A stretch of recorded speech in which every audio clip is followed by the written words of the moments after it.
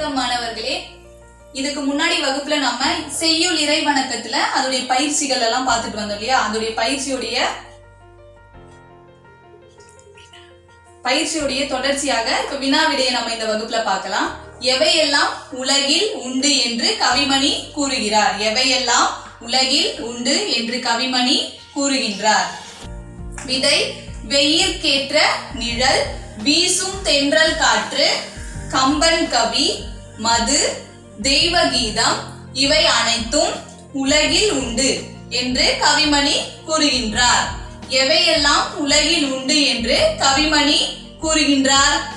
வெயிற்கேற்ற நிழல், வே இ இ இர், wear கேற்ற, K இற்ற, கேற்ற, நிழல், நீ ர இல், வெயிற்கேற்ற நிழல், வீசும் தென்றல் காற்று, வி சு இம், வீசும் தென்றல், தே இன் ற இல், தென்றல் காற்று, கா இற்று, காற்று, வீசும் தென்றல் காற்று.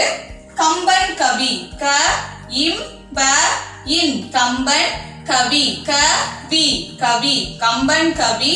மது, ம து, மது, தெய்வகீதம், தே இ வ கி த இம், தெய்வகீதம் இவை இ வை, இவை அனைத்தும், அ நை இ து இம், அனைத்தும்.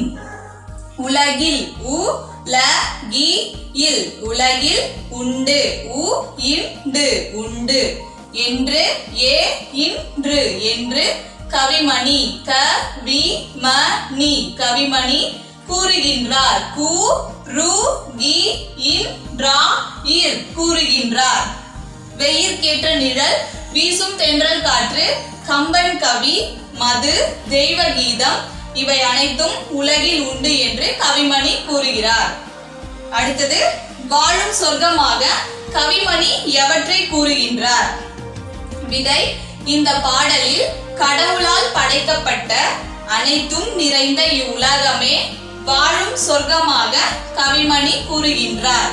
இந்த பாடலில் கடவுளால் படைக்கப்பட்ட அனைத்தும் நிறைந்த இவ்வுலகமே வாழும் சொர்க்கமாக கவிமணி கூறுகின்றார்.